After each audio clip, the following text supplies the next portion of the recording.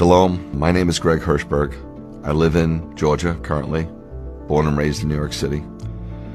64 years old. When I was a little boy, I was raised in a very Jewish family. I was raised Orthodox, walked to my synagogue every Shabbat, went to Hebrew school 2 days a week. It was pretty austere. My mom sat behind the curtain. My dad wasn't too into it, as I could tell, but he loved my mom, and my mom was Orthodox, so he went along with it. I knew I was a Jew, and there's something special about being a Jew. A Jew isn't just a religion, it's a nationality.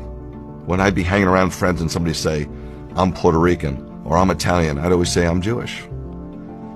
But then I got to a point, there was so much anti-Semitism in the Bronx that I didn't want to be Jewish anymore. I'm not so sure I was ever tied into Judaism, to be honest with you. So I got pulled into some Eastern cults. I got very involved in martial arts. Martial arts sometimes is just not a sport, it's a religion. And I had somewhat of a cult leader, and he started to teaching us about the Kundalini energy and sun postures and meditations, and I was kind of into it, but it was a little confusing. Well, lo and behold, I married this swimsuit model, and we were thinking about where to go on our vacation, our honeymoon. And this cult leader, if you will, and I don't know what else to call him because it was a cult, he said, you need to go to Israel. And he was so influential in my life, such a powerful influence, that I thought, Israel? I'm thinking Jamaica. I'm thinking on the beach. To be honest with you, I'm thinking about partying and getting high and just laying out. I'm not thinking Israel. I had no desire to go to Israel, but there was such a pull on my life.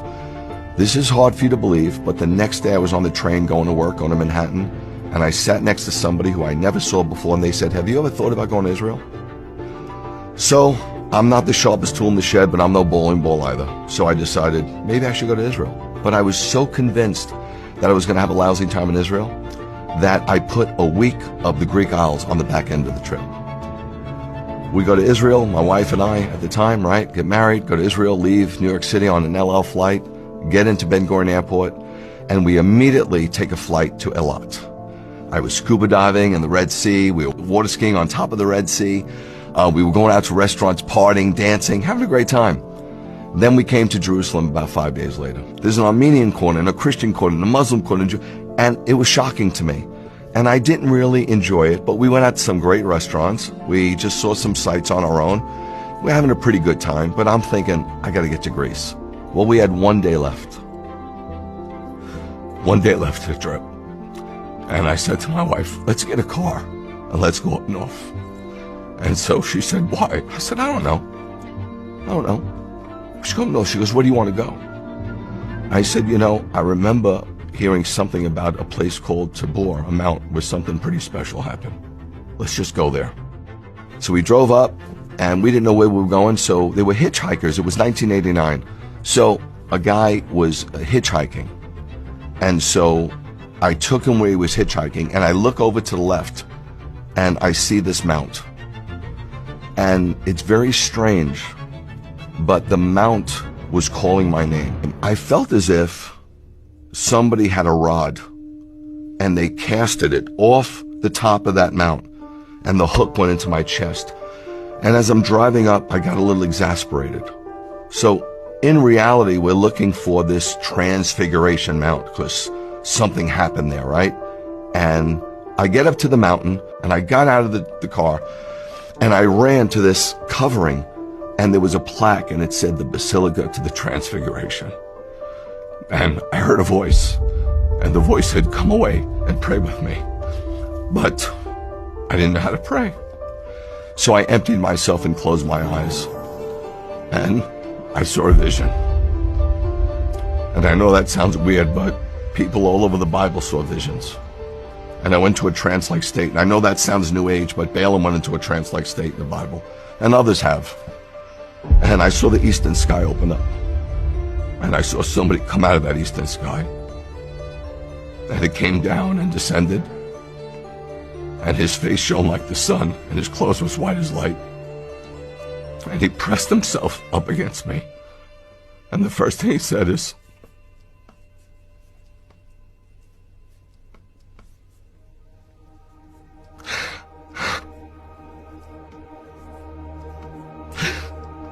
I love you. I remember crying for a really long time. My wife says maybe it was about 20 minutes. And I look back and it wasn't tears of joy and it wasn't tears of pain. It was like a sanctification. It was like a cleansing.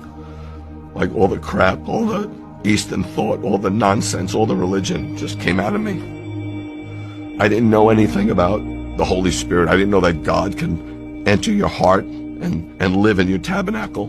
So I thought God was on the mountain. And I remember talking to God and saying, I'm so sorry that I have to leave. I don't want to leave. But I hope one day I can come back here. 2 kids from the Bronx, punk kids from the Bronx, go to Israel on their honeymoon to party. And we come back born again, saved, knowing Yeshua as our Messiah. And I got to tell you, I was shocked because I was taught as a young man that Jesus had nothing to do with us. I thought he was the head of the Catholic Church, and Moses, if you will, is the head of the Jewish synagogue. But then I turned over this New Testament expecting to see something really Christian, something hardcore Gentile, and said, this is the genealogy of Yeshua the Messiah, the son of Abraham. I'm like, what? I'm in shock. The son of David. I'm in shock. I'm reading this genealogy and it's purely a Jewish genealogy. I get into the other parts of the gospel and I see he's circumcised on the 8th day like me. His mother goes through purification rites, Tohar, like my mom. He has a Pinyan Haben and dedicated, like I was. Man, I can't believe it. So to this day, when they say to me, you know, Rabbi Greg, Jesus was Jewish, I'm like, what's with the past tense?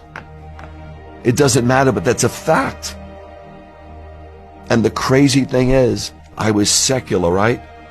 How did Jesus, the head of the church, bring me back to my Judaism?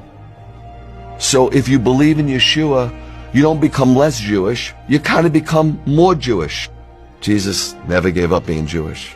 He's born a Jew, he was raised a Jew, he was Torah observant, he died a Jew, he was buried a Jew, he rose a Jew, he ascended a Jew, and he's coming back as a Jew. I never look back. I'm so thankful for what God has done for me. I feel so free. I feel so alive more than I've ever felt. And you get to a place, man, when you meet Yeshua, where he becomes enough. And I'm here to tell you, if God isn't enough, nothing will be enough.